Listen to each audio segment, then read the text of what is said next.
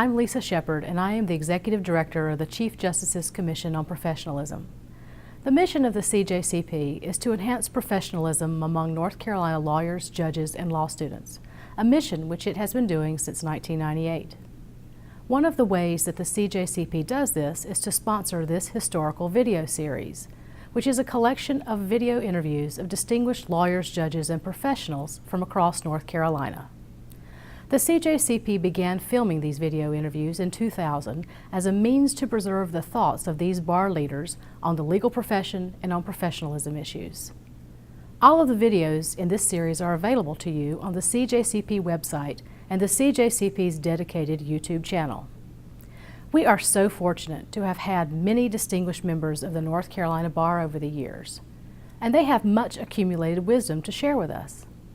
It is important to understand that the practice of law is a profession, and doing it well requires not only substantive knowledge that one gains in law school and from studying for the bar exam, but also the value of experience learned from other lawyers. I hope that this video series will give you not only a fresh insight into the person being interviewed, but also some meaningful information about how to be a better lawyer in your own practice. Enjoy, and remember, esse quam videri. Strive to be professional in all that you do, rather than to merely seem so. I'm Sammy Thompson, and it is my privilege to appear here today as part of the Chief Justice's Commission on Professionalism as the part of the historical video series, and I am interviewing my law partner of 30-plus years, Jim Blount.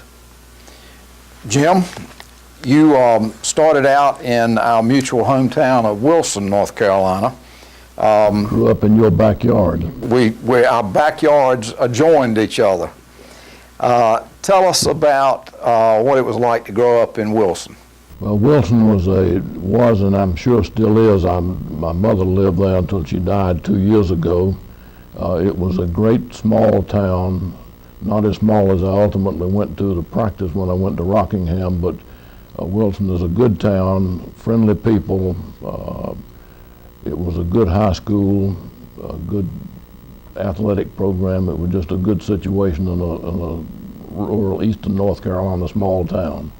Jim, you have practiced law for over 50 years and are affectionately and accurately known as a real lawyer.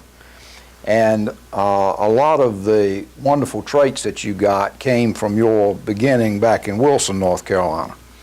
Would you share with us some of the things you learned as an athlete and as a debater and as being an Eagle Scout in Wilson, North Carolina?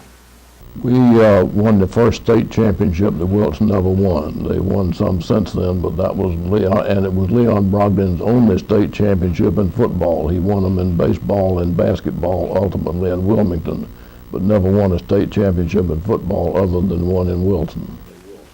Tell us about participating in the debate team.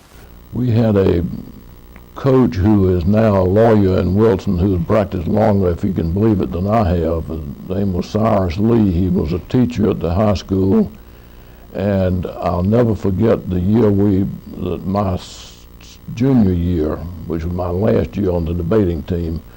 John Webb, who ultimately became a Supreme Court justice, and I had the negative of the query, which was dealing with federal aid to education. There was no federal aid to education at the time, and our proposition was that there shouldn't be. And our main theme was that he who pays the fiddler calls the tune, and that if the federal government got involved in education at the state level and the local level, then they were going to be calling the tunes, and it's worked out pretty much that way. Tell us about your experience at the University of North Carolina. I got out of the Navy. I went in the Navy for a year from 1945 to 46 and got out of the Navy and wasn't sure what I wanted to do. I did feel that a law degree would be good for anything that I did want to do, and so decided that I would work toward law school. at that time they had a combined degree. You could go the 3 years undergraduate school, and your 4th year of undergraduate school was your 1st year of law school, and you got your undergraduate degree at the end of your 1st year of law school. So I finished law school in 6 years, and we had professors then who were real professors. The Van Hecke Weddock building is named for 2 of the professors that I had in 1949 through 52, and they were giants in the profession, and they assumed that they probably didn't teach as much professionalism as they teach now in law school, but it was assumed that you were going to be a professional, and that professionalism meant dealing with your fellow man on a fair basis and serving the public and serving humanity generally, and it was just accepted that when you got out of there you were going to be a professional. So you didn't actually have courses that emphasized that. It was expected and was a given? It was a given. Interesting. Tell us about how you came to go to Rockingham, North Carolina. When I finished law school, well, actually until my junior year to my 2nd year of law school, I wasn't sure I wanted to be a practicing lawyer.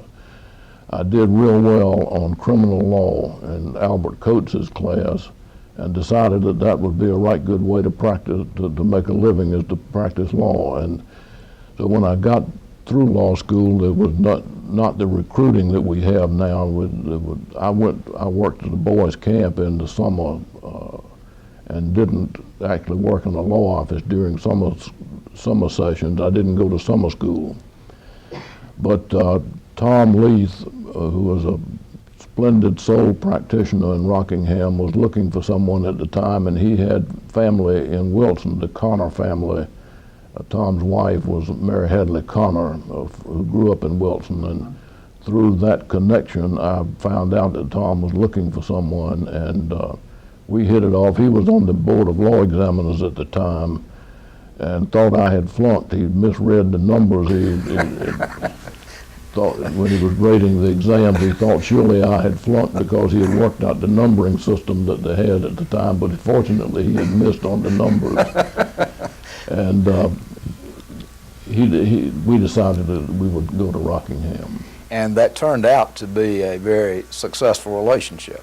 It turned out to be a wonderful relationship. Tom was not a trial lawyer, but he didn't mind my learning to be a trial lawyer. He didn't mind my trying my hand at trial work. And after a while, Robin Henson, who was on the faculty at Chapel Hill after he finished law school, joined us, and ultimately Fred Bynum, who was a fine lawyer from Rockingham, also was with his father, and they practiced together until his father died, and then we joined the 2 firms, and we had a very strong 4-person law firm in a small town in Piedmont, North Carolina. It sounds like you had excellent mentors as a young lawyer. Splendid mentors as a young person through my family and my scoutmaster and my football coach, but also had excellent mentors as a young lawyer. Talk to us about the mentoring process and what it has meant to you. A mentor can be someone you work with regularly or someone you just see from time to time. I've learned an awful lot from a lot of people. Robin Henson taught me thorough preparation. He was the most thorough person I've ever known, probably the individually the smartest person I've ever known. He taught me to be thorough. Tom Leith taught me to be fair, to be honest. In fact, I had an experience with Tom when I first went with him. A business there was in financial difficulty and came to Tom for legal advice, and he told them to get all of their books and records together and made an appointment for a couple of weeks up the road. They didn't come back, and Tom called to see what had happened, and he was told by the business owner that he had concluded that Tom was just too honest for him, that he needed someone who would cut corners. And that made a tremendous impression on me as a young lawyer. What a way to lose a client because you're too honest. Says a lot about independence too, doesn't it? It does. Well, Jim, you are recognized for being a great mentor yourself, and I want to ask you about a quote that has been attributed to you about the mentoring process. I became a full-time trial lawyer. In my opinion, being a good mentor requires patience, self-confidence, as well as confidence in one's mentee, and something of a gambler's spirit. One simply cannot become an accomplished trial lawyer without practicing the skills which a good trial lawyer must have. Tell us about that and what that means.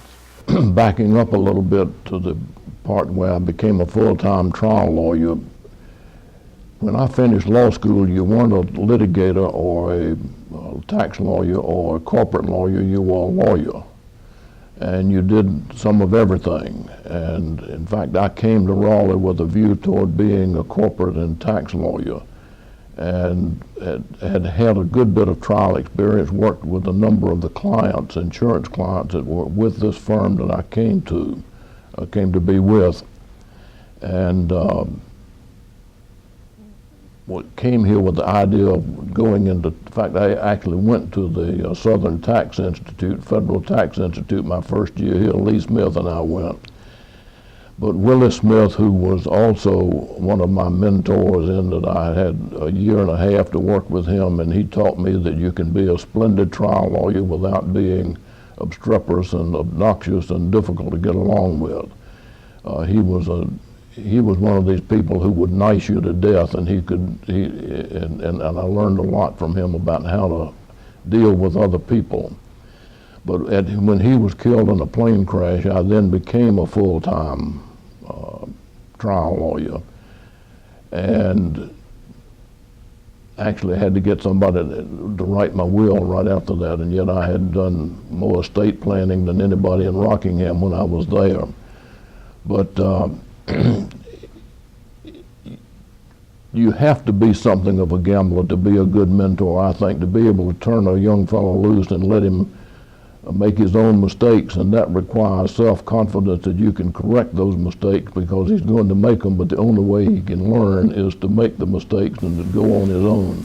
I believe that I recall being one of those young lawyers that you were having to have a gambler spirit with. And it paid off in spades. It was a good gamble, and I won on that one as I won on all of them here. It was fun to try a case with you or with Tim Lehan or Tex Barra and be sitting there and have a witness on the stand, and we didn't have all of the, you will recall, we didn't have the discovery that we have now, and you didn't know what a witness was going to say, expert witness or not. You hadn't had all of his information ahead of time.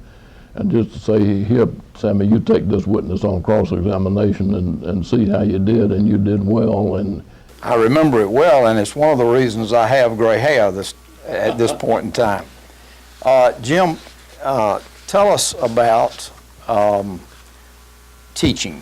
You taught the bar review course for a number of years. Tell us about that experience. Well, that was one of the truly best experiences I've ever had. When Robin Henson was on the faculty at the law school, he started a class for bar exam people who were finishing law school and were going to take the bar exam. He started teaching them during the summers, and after he came to Rockingham, he kept that class up, and ultimately I began to help him with some of the teaching.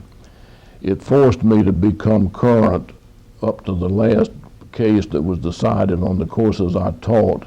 It also put me in contact with 300 to 500 lawyers a year that if I didn't know all of their names, they all knew my name, and it was fascinating to go into court and meet people that would say, "Oh yes, I remember you from the bar review course." And one of the things that you are remembered from the bar review course about is the injection of humor that you put into to the experience.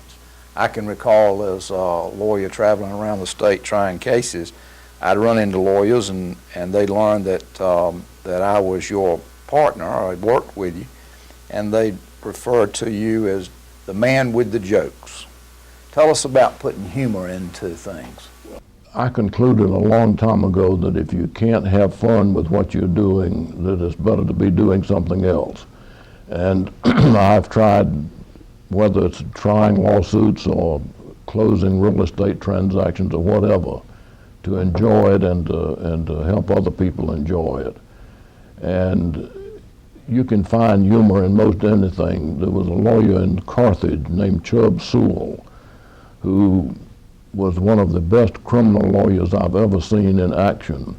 And he would have the jury laughing with him, and it would laugh the prosecution right out of the courtroom because he could find humor in any situation. I've tried to do that, and I've had fun doing it. I recall a case that you tried where you were using humor very effectively against McNeil Smith, a mighty good trial lawyer from Greensboro.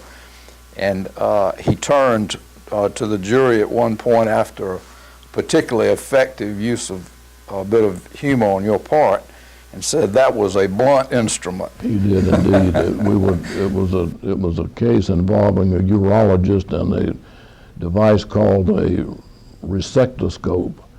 And I had been using the word retrospectoscope and talking to the expert witness and asking him if it wasn't easier for him to look through his retrospectoscope. And with that, McNeil stood up and objected to Judge Jim McMillan was trying it in federal court in Charlotte and said, "If Your Honor, please, a retrospectoscope is nothing but a blunt instrument." And with that, I thought the judge was going to fall out of the chair. We had to call off, we had to take a recess to get everything back. McNeil was a great lawyer.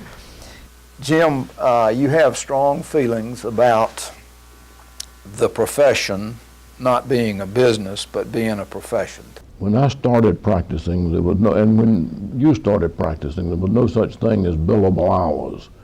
You charged the client based on the complexity of the matter, the general time that it took to handle it, and also what the client could afford to pay. One of the most fun cases I ever tried was a dog bite case, and the dog was owned by one of the most prominent people in Richmond County. And the poor little fellow who got bitten by the dog felt like that nobody would take his case, and another lawyer and I took it, and we wound up getting a verdict for $120, and our contingent fee was 30% of that, 33 1/3% of that, and we had tried the case for 3 days. But this client was happy because the jury had found in his favor as opposed to the prominent citizen who owned the dog. And to me, that's part of professionalism. I knew that the case wasn't worth a whole lot, but it meant a lot to that young man who had been bitten. And he wasn't hurt bad, but his feelings were terribly hurt. And we took the case knowing it wasn't going to amount to a whole lot, but one of the things that you have taught the people that have had the privilege of learning from you is that there's no such thing as an unimportant client. Every client is your most important one. Well, I've always, and that was one of the things Tom Leith taught me, was that you might have a whole lot of clients, but that client only has one lawyer, and he's got to have his telephone calls returned, his questions answered, and to be made to feel good about himself as well as his case, and to be told the truth about it. If he doesn't have a case, to tell him he doesn't have a case, but do it in such a way that he feels good about the advice that he's gotten. One of the interesting byproducts of every client being your most important client that I have found is that you learn from some of the smallest cases you have, those things that you apply in the biggest cases that you have, and it is a very important lesson for all of us. Very much so. Jim, talk to us about loyalty. you are big on being loyal to your firm, to your friends, to your partners, to your community. If a person doesn't have loyalty to the people and the institutions that you've just mentioned, then he or she is missing an awful lot. I think everybody in our generation, and I'm putting you in there, you're close to it, started out thinking they were going to stay with the same law firm they started with. That's not true now. I changed, I left because of particular circumstances in my life that came along at a time when this opportunity to move was available, and I moved one time in my life, and that was almost a fluke as it turned out, but a very happy fluke. And I know that when I'm sure when you started when practicing in Wilson, you intended to stay with that firm until I talked to the, well, that's an interesting observation right there. But when we were thinking about talking with you about coming, before we would talk with you, I talked with your senior partner and let him know that I wanted to talk with you. And he said that anything that would be for your improvement, he was in favor of, and felt like that maybe to get into a different situation would be good for you. And then we approached you. Now, it seems to me that we talk to the lawyer that we want first, and then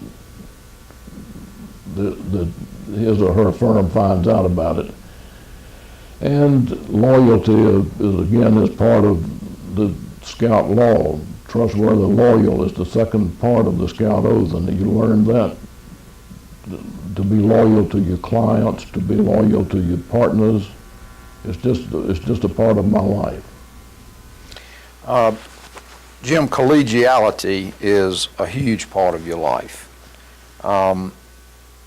Your relationships that you've had with other lawyers has caused them to make comments like, Jim Blount's one of those lawyers that you can disagree with without being disagreeable.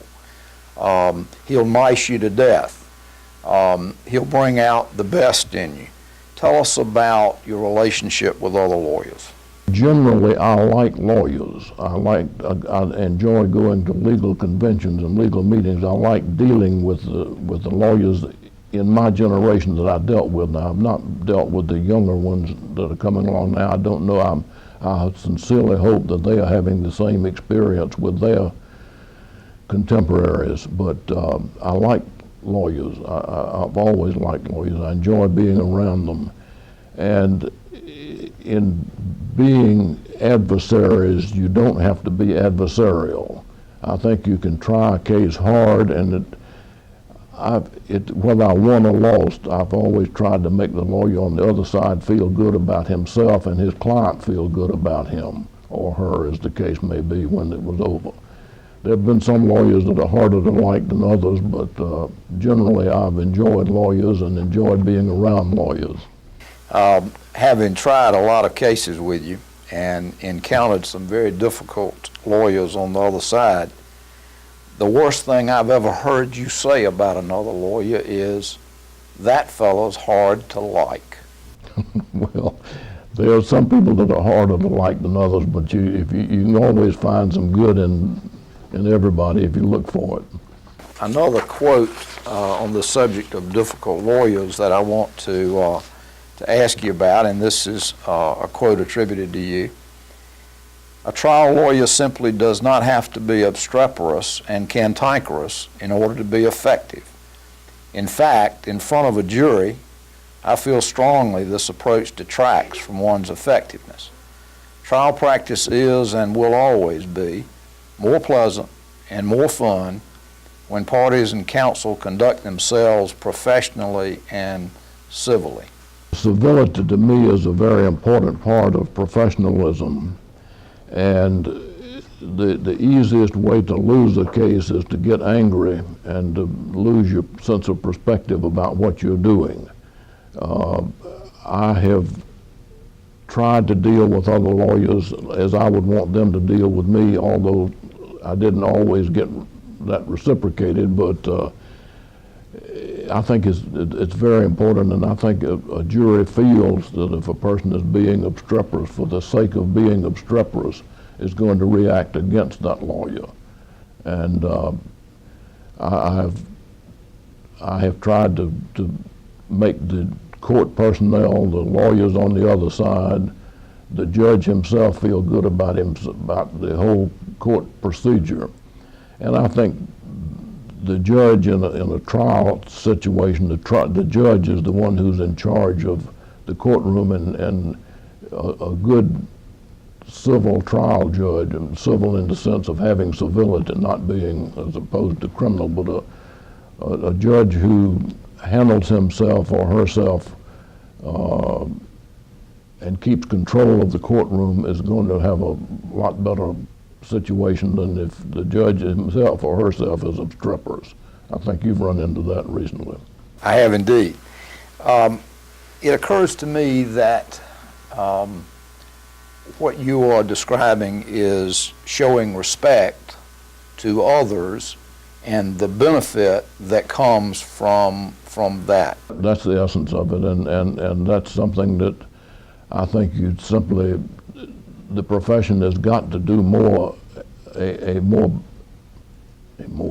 better job of showing respect for each other and for the profession itself, if we are going to regain the respect and honor that the profession once had. And in showing respect to others, you bring out the best, not only in yourself, but in others. Hopefully.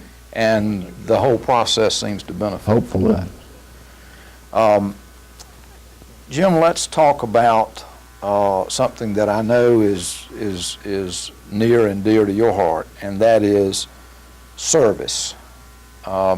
You have long taught many of us that service is part of being a lawyer. Well, service is what, in my mind, professionalism is, and that's what makes it a profession. We had pro bono work before I had ever heard of the word. I didn't know what pro bono publicus meant, and I'm still not sure, other than I know that people who can't afford legal services should have those legal services, and that was one of those givens a good while ago, that you perform services for the sake of the profession, and it just had to be, then that's the way things were. In looking at your biographical information, you were heavily involved in the community, both when you were in Rockingham and in Raleigh. Is that something that's been important to you? More so in the community activity in Rockingham. I was involved in civic clubs and politics. I ran for the city council twice and won both times, but I made more enemies than I did friends, so I got out of politics with that. That ended my political aspirations. But I worked with the hospital, with the libraries, and civic activities, and that, again, was just part simply of being a professional. We didn't have billable hours that ran our lives as they do now. And what you did for the community was part of being a lawyer and part of getting ahead as a lawyer. We couldn't advertise at the time, and among other things, speaking, all of it wasn't totally altruistic. It was getting your name and your professionalism out into the public, and it was just something that was done. And yes, I did a lot of it. After I moved to Raleigh, it seemed that the political situation was uncontrollable, so I didn't want to get involved in it here. Nothing could be done about the politics in the capital city. And the civic activities seemed to be pretty much under control, so I really worked more with the Bar Association, and since I've been here, I've been more involved with the North Carolina Bar Association than I was in Rockingham. Tell us about your work with the Bar Association. It's been terribly satisfying. I have taught a number of CLE programs. I have a very difficult time saying no. And when somebody asks me to do something, I'll usually try to do it whether I'm going to be worth a darn at it or not. But I give it a try. And so I've taught a number of CLE classes for the Bar Association and for Wake Forest University and their CLE program. Alan Head, the executive director of the Bar Association, and the then president, Betty Quick, came to see me one day and asked me if I would help with fundraising. Well, I am the world's worst fundraiser. I'd much rather give money than ask somebody else to give money. But I just couldn't tell them no, and we wound up with the help of the staff, with a wonderful staff at the Bar Association in their development department. We wound up raising more money for an endowment fund than had ever been raised before, and that was a very satisfying thing to travel the state and find that lawyers are truly generous people. In most instances, they give back to the profession in many ways, financially being one of them. You have also served the Bar Association as chairman of the Bench Bar Liaison Committee. Tell us about that work. That was, again, a very satisfying job. The president called me and asked me if I would do it, and I didn't even know what the committee was. In fact, it was a new committee at the time, and so I told him I would take it on, and we had a committee made up of judges and lawyers, and it was a good opportunity to help bridge some of the gaps that exist between the bench and the bar, and we had a good time doing it, and it was a fun work. Service to the community and service to the profession through the Bar Association has been an important part of your career. You've also received a number of honors, one of which is being in the North Carolina Bar Association General Practice Hall of Fame. One of your wonderful qualities is a large amount of modesty, but tell us a little bit about that experience. Well, that was the highest honor I've ever been paid. I guess the second highest. All of this is aside from participating in rearing children and things you do with your family, but professionally, the only other thing that would even come close to that was when I was the Young Man of the Year in Rockingham in 1956. Was a high honor at the time, and then to be inducted into the General Practice Hall of Fame was a high spot in my career. Very much so. And well, you have been recognized by lots of different groups for your long and distinguished career. You've been you're a member of the American College of Trial Lawyers. That is an honorary society that John Anderson was a member and got me involved in it in 1977. I think it's theoretically at least recognized as good trial lawyers. In your case, it's far beyond theoretical. Jim, you are a successful litigator, and competition is a tremendous part of that. Tell us about your thoughts about competition and how it fits into a successful career as a trial lawyer. Being a trial lawyer is, by its very nature, competitive. It's adversarial and it's competitive, and here again, I think that I learned a lot from Coach Brogdon and being competitive in athletics that is carried well. And again, if you hit somebody hard and pick them up, you're both better off for it in the long run. Another one of your quotes on the subject of being a successful litigator, I want to read to you, and I want you to tell us about your thoughts about it. In my opinion, the most successful litigator today is not the one who engages in the most discovery. but is the one who understands and appreciates what information is necessary to the presentation of an effective case or the effective defense of the opponent's case, and limits the discovery to ferreting out that information. The ability to formulate precise and concise questions, either written or oral, the ability to know how to use leading questions in cross-examination, and the ability to stop questioning when you have what you need are essential skills in today's litigation environment. Here again, it goes back to before 1970. I had practiced from 1952 to 1970 before our discovery rules came in, and you practiced law by the seat of your pants. Really tried a case not knowing what the other side had. I've tried many a case where the shade bush witness was involved. It was a witness that was under the shade bush that nobody had seen until he came into court that day. And you had to learn how to cross-examine them. And I've seen more cases lost by poor, lengthy, rambling, uncontrolled cross-examination than by too little cross-examination. I'll never forget trying a condemnation case for the state. We were representing the state, and we had a high-powered expert witness who opined as to the value of land in Richmond County, and the lawyer on the other side. We stopped at lunch. We had finished with this fellow who had a long degree and all sorts of initials after his name. And we came back thinking that, well, we'll just see what this lawyer on the other side does with him, and he said no questions.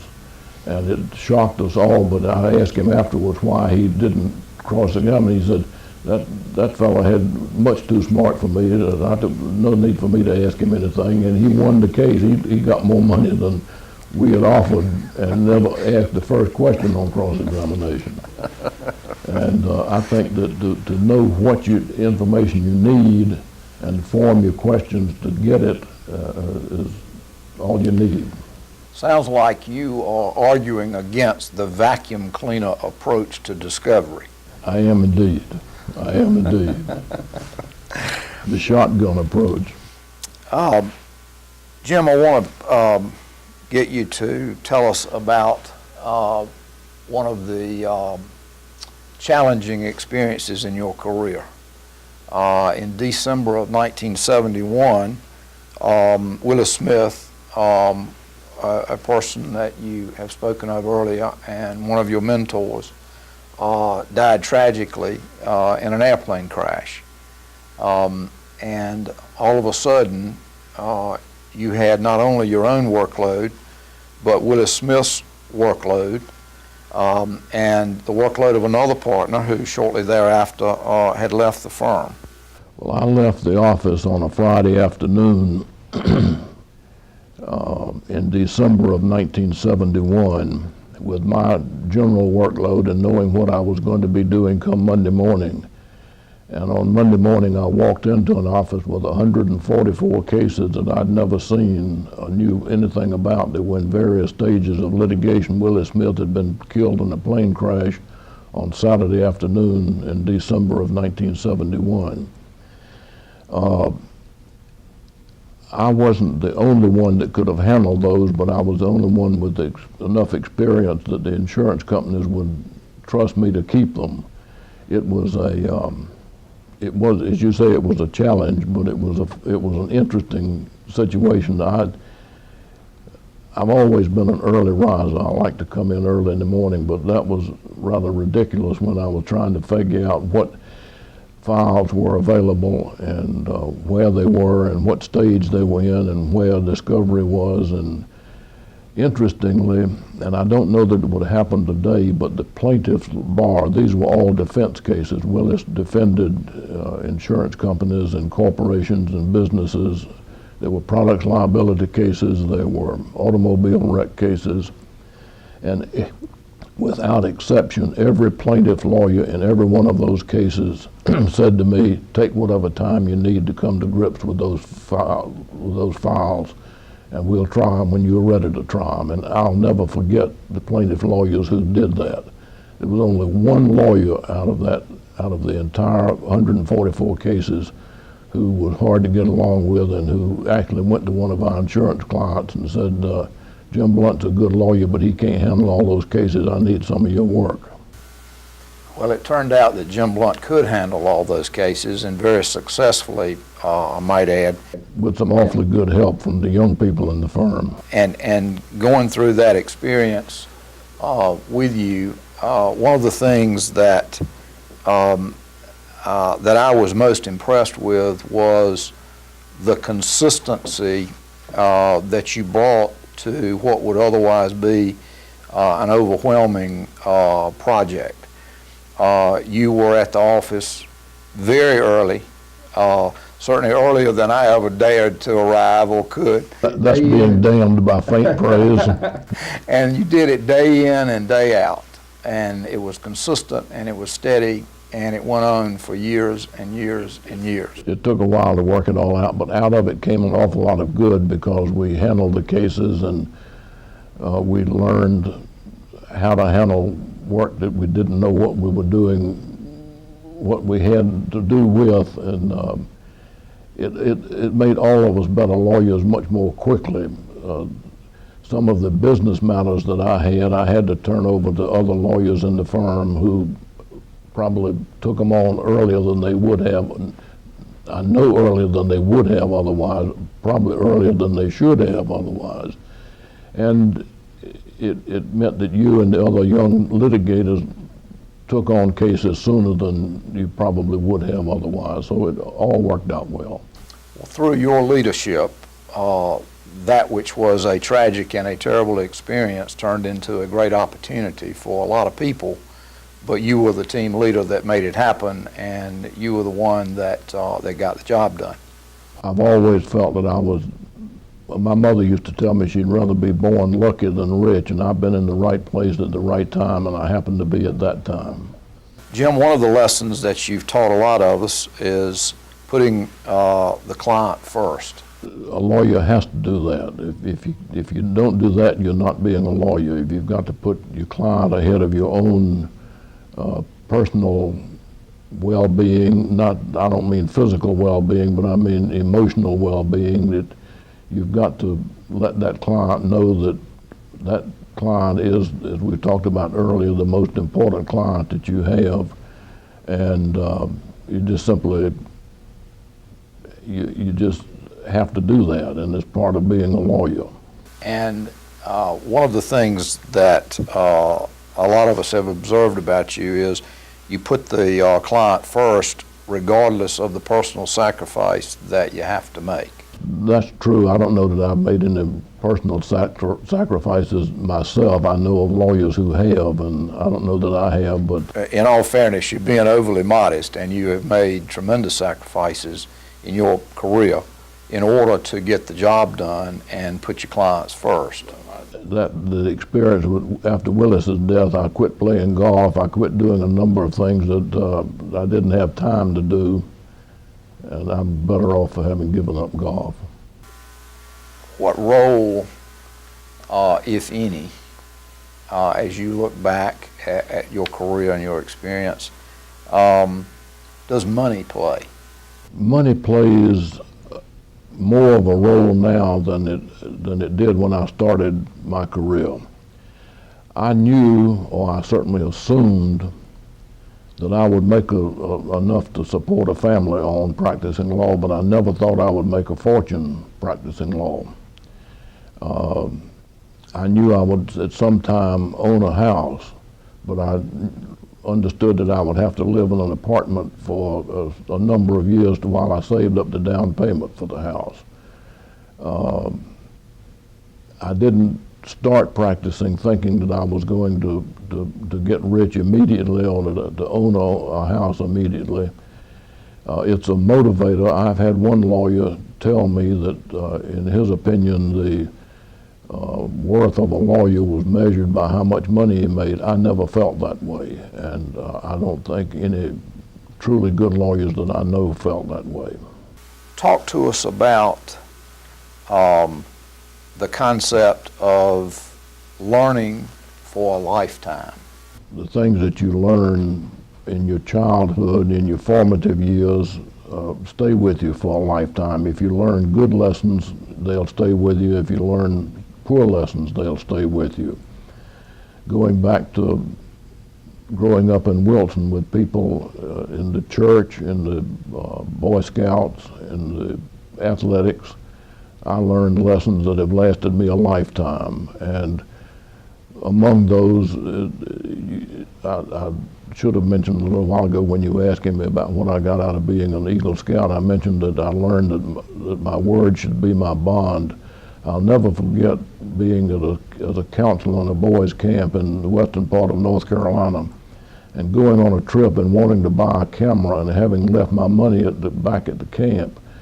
And one of the other counselors asked me how much I needed to borrow, and I borrowed $10 to buy a camera. And I asked him later, I said, "Why did you lend me the $10? You didn't know me from Adam's house cat."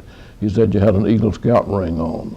And that's all I needed to know. And those are lessons that you learn that last a lifetime. You have practiced law for over 50 years, and you still beat me to the office every morning. Tell me about what it is that continues to drive you after a long and distinguished career. Well, going back to what I said, I like lawyers. I like my office. I like to see what's going on here. I am not doing any medical malpractice work now, but I meet with your group because I just like to know what everybody else in the firm is doing and what's going on.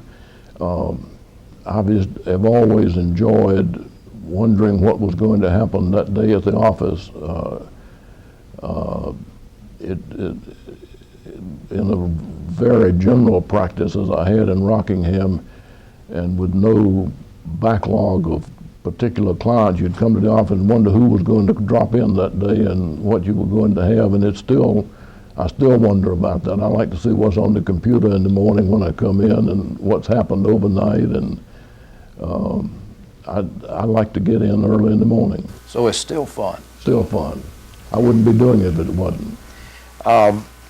Jim, what does it mean to you to be called a zealous advocate? Well, I think it embodies a number of the things that we've talked about. It means putting the client first. It means going about advocating your client's case in the best possible way that you can. It means giving the client everything that you possibly can give. It doesn't necessarily mean, I don't think, burning yourself out, as I hear lawyers talk about burnout at a young age now, and people who are saying, "I don't want to be doing what you're doing when I'm your age." And that bothers me because if you're not enjoying it, you burn out when you don't enjoy. You don't burn out doing things you enjoy doing, I don't believe. And it's just, you advocate for your client in the best way you possibly can, and then you move on to something else and you do the best job you can do. You have been a warrior as a trial lawyer, as a litigator, yet you have maintained the highest ethical standards. How do you blend those two concepts? Well, there's nothing about being an advocate that in any way flies in the face of being an ethical lawyer. I have made it a policy never to tell a lawyer I was going to do something that I didn't do, whether it was good or bad. If I tell him I'm going to do it, I'm going to do it. And the ethics of the profession spill over to anything you're doing, and particularly in the advocacy, to treat the other fellow like you want to be treated is ethics, in my opinion, and that's what I've tried to do. I want to come back to a description of you that I heard, that you were a real lawyer. And I want to ask you about a statement attributed to you. I periodically tell my friends who are business, corporate, and transactional lawyers that there are two kinds of lawyers. There are deal lawyers and there are real lawyers. The deal lawyers make the deals, and when they go bad, the real lawyers straighten things out in court. While in my professional life I have been both, there is something very exciting, exhilarating, and stimulating about becoming involved in an interesting lawsuit, preparing the case for trial, and presenting your case to a jury. This, to me, is really what being a lawyer is all about, and I envy those of you who have a lifetime of trial practice ahead of you. Well, a lot of my corporate lawyer friends don't agree with that, but what was so much fun is when you used to make the deals. If they went bad, then you had to clean them up yourself. You didn't have a litigation section and a corporate section to deal with. I completely agree with what I just said. That is, that there's nothing any more fun than getting the case together, presenting it to a jury, and win or lose. It's more fun to win, but to clean up a lot of litigation is cleaning up somebody else's mess. In a nutshell for us, and the young lawyers and law students that are going to be seeing this video, tell us what's special about being a lawyer. About being a lawyer, what is special about being a lawyer is simply the fact that you are a lawyer. The profession is a noble profession, it's an honorable profession, and while it's fallen in some disrepute recently, I think that the people who brought it into some disrepute are the very people who can bring it out of that, and that is the lawyers ourselves. It's up to us to make the profession what it was before, and that involves doing the things that we are doing now, talking about professionalism and being a professional, remembering that the profession means service to others, and that it's simply,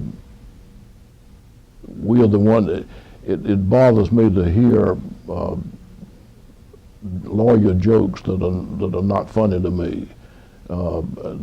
It's a slap at the profession, and I have told some people that bother me, and I don't like it. And I think that it is a profession. It's an honorable profession. It's a noble profession. And if we do the things that we're talking about now, if we civility, if we practice professionalism, it will regain the respect it once had. Jim, as you look back on your 50-plus years of practicing law, what are the accomplishments that are special to you and jump out? Well, it's not the cases that I've won. I guess one accomplishment is I was the first lawyer to lose $1 million case in a medical malpractice case, a jury verdict of over $1 million. I was also, you and I were the first ones to settle a case on the plaintiff's side for over $1 million in North Carolina. Please clarify for them that was not a medical malpractice case. That was not a medical malpractice case. It was not indeed. It was a product liability case. And